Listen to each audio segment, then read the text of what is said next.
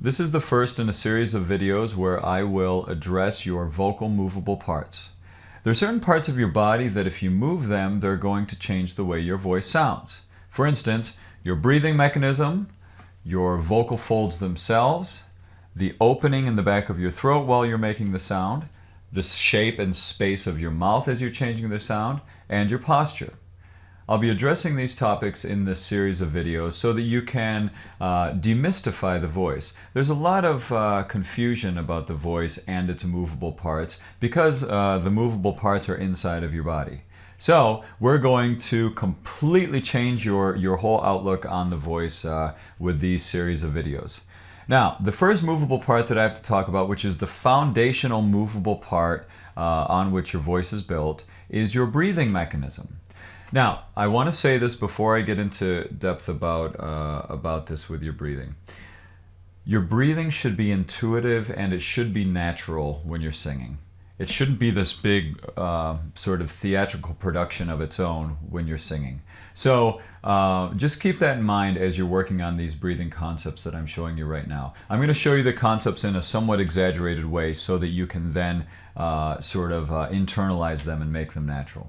Okay, so movable parts that are involved in your breathing. We have your diaphragm, we have your lungs, we've got your organs, and we have your abdominal muscles, as well as your ribs and your rib cage and your intercostal rib muscles. Okay, here's how it works. When you take a proper breath for singing, here's how the mechanism starts. Your lungs start off emptied of air. They're sort of like shriveled up old raisins. When they fill up with air, they expand. And now they're happy grapes. Shriveled, unshriveled, full of air. Okay? Now, your diaphragm, how should your diaphragm work with this? And what is your diaphragm? Well, your diaphragm is this muscle membrane thing that separates your lungs from your organs, and it assists in breathing. So, when your lungs are emptied of air, your diaphragm is shaped like this. Then your diaphragm contracts. Remember, it's a muscle or a muscle membrane. It contracts underneath here and goes from this shape to this shape. Emptied of air, full of air. Okay? So what happens is when that diaphragm contracts and goes down, it's got to move whatever it's contracting down into out of the way. And what's down there? Well, it's your organs. So when it contracts down, the organs go out of the way. I'll turn sideways so I'll be able to see. So the organs go, the diaphragm goes down, the organs displace and sort of move down and out. And what does that do to your abdominal muscles, your abdominal wall? It makes your abdominal wall go out as well. So diaphragm down, organs out, abdomen expands. That's when air goes in. Just like a vacuum. Okay? What's going to happen is when that goes down, air automatically fills up your lungs.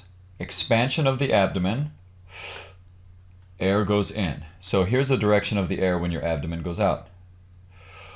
Air is going in. When your abdomen contracts, air goes out. Air going in, expansion, air goes out. That, in a nutshell, is the mechanism of breath. Now, let's get a little more detailed about the actual way that is supposed to work. It's not just as simple as I make sound, I breathe in, like that, okay? It's much more involved than that. Your diaphragm, when it's contracted down, is like this. When your abdominal muscles contract, we don't want that diaphragm to give up.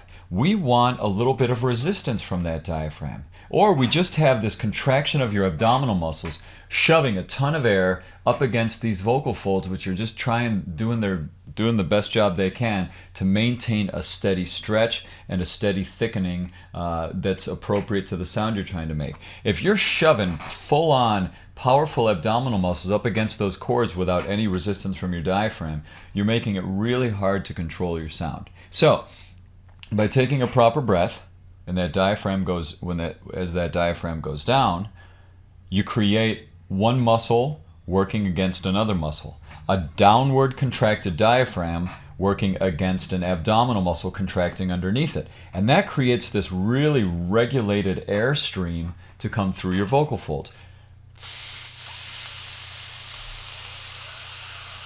I'm blowing out. Now I breathe in.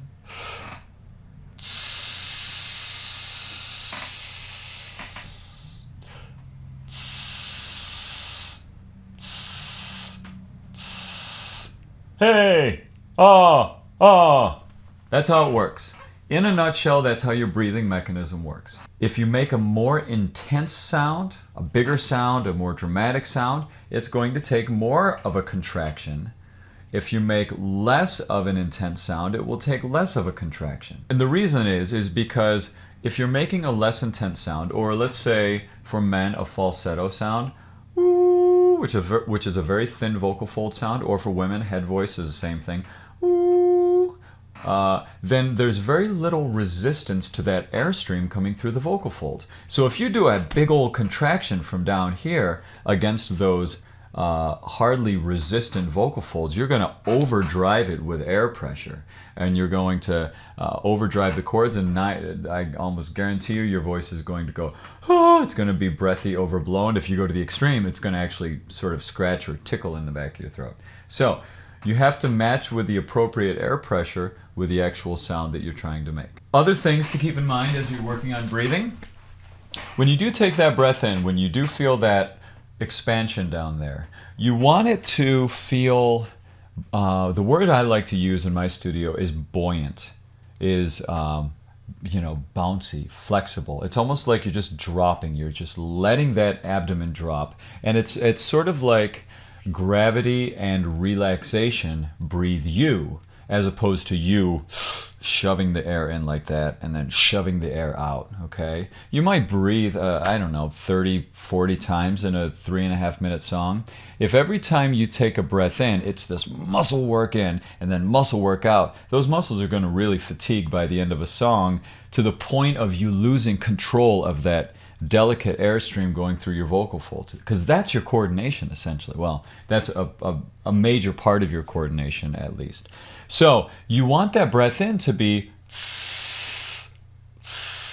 just sort of a drop. It's just a drop of those abdominal muscles. Now what you do want to avoid doing, at least my experience as a singer and my experience with my students, is getting away from this breathing up here. This is the way almost every one of my students starts off. Breathing up here. It's called a clavicular breath or a shallow breath. Clavicular, clavicle, collarbone. That's this bone right here.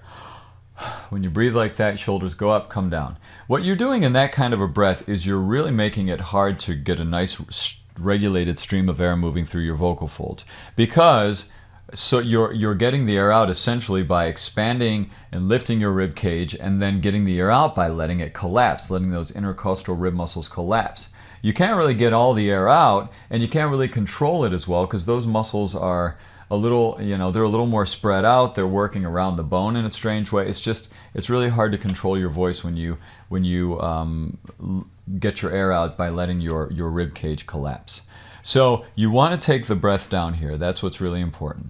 And by the way, as we're talking about the ribs, it's important as you are doing this diaphragmatic breath to have a nice relaxed expansion in your rib cage area as you're doing this breath.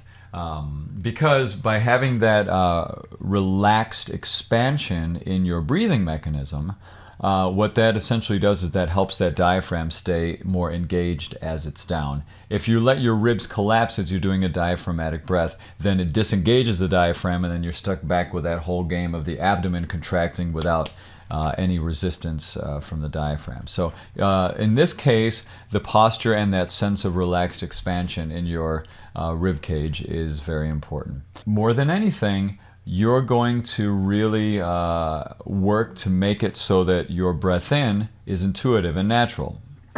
May, may, may, may, may, may, may, may, may, may, may, may, may, may, may, may, may, may, may, just so that it's easy. It's you drop and go, drop and go, drop and go, okay?